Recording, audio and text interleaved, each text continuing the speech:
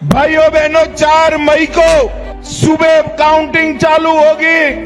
8 बजे ballot box खुलना शुरू होगा। 9 बजे पहला राउंड, 10 बजे दूसरा राउंड, 1 बजे काउंटिंग समाप्त और बीबी दीदी टाटा गुड बाय। 4 मई 2026 बंगाल की राजनीति में वो सूरज उगा है जिसकी कल्पना कुछ साल पहले नामुमकिन मानी जाती थी। चुनाव आयोग के रुझानों ने साफ कर दिया है, भारतीय जनता पार्टी 190 से ज्यादा सीटों के साथ बंगाल में पहली बार अपने दम पर पूर्ण बहुमत की सरकार बनाने जा रही है। ये सिर्फ एक चुनावी जीत नहीं है, ये 2016 की 3 सीटों से शुरू हुआ वो सफर है जो 2021 की 77 सीटों से होता हुआ आज सोनार बांग्ला के संकल्प तक पहुंचा है। लेकिन सवाल ये है कि ये चमत्कार हुआ कैसे? इस जीत के पीछे का असली मास्टरमाइंड कौन है? इस ऐतिहासिक जीत के सूत्रधार रहे अमित शाह ने बंगाल को किसी चुनावी राज्य की तरह नहीं बल्कि एक मिशन की तरह लिया।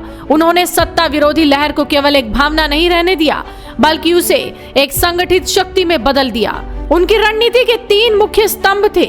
नंबर 1, अनुशासन, पार्टी के भीतर की गुटबाजी को खत्म कर वरिष्ठ नेताओं को एक सूत्र में पिरोना। नंबर 2, जवाबदेही, हर कार्यकर्ता को एक टारगेट दिया गया। और नंबर 3, पन्ना प्रमुख मॉडल, यहाँ खेल बदला। एक कार्यकर्ता को सिर्फ 50 से 60 वोटर्स की जिम्मेदारी दी गई। नतीजा 2021 में जो सीटें 10,000 से कम अंतर से हारी गई थी, वहां इस बार बीजेपी ने बाजी मार ली। बंगाल के चुनावों में हिंसा हमेशा से एक बड़ा फैक्टर रही है, लेकिन इस बार अमित शाह ने खेल के नियम बदल दिए। 92.47% का रिकॉर्ड मतदान इस बात का सबूत है कि लोगों के मन से डर निकल गया। शाह का सबसे बड़ा दांव था सुरक्षा का भरोसा। चुनाव के दौरान 2400 से ज्यादा केंद्रीय सुरक्षा बलों की कंपनियां तैनात की गई। इतना ही नहीं, चुनाव के बाद हिंसा रोकने के लिए 700 कंपनियों को 60 दिनों तक रोके रखने का फैसला मास्टर स्ट्रोक साबित हुआ। इसी भरोसे ने उन वोटर्स को घरों से बाहर निकाला जो अब तक खौफ के साए में थे। रणनीति के साथ साथ नैरेटिव भी सटीक था। अमित शाह ने आउटसाइडर के टैग को ये कहकर ध्वस्त कर दिया कि बंगाल का मुख्यमंत्री मिट्टी का लाल और बांग्ला माध्यम में पढ़ा हुआ व्यक्ति ही होगा। समुदायों के लिए उनकी सर्जिकल स्ट्राइक देखिए।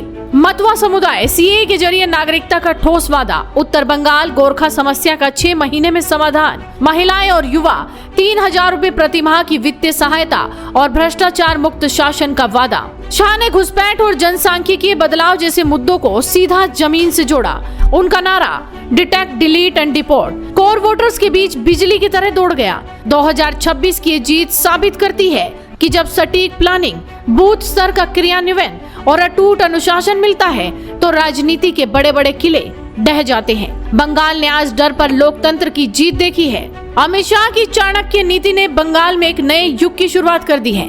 अब चुनौती है इन वादों को हकीकत में बदलने की और बंगाल को विकास की नई ऊंचाई पर ले जाने की। Bureau report, headlines India.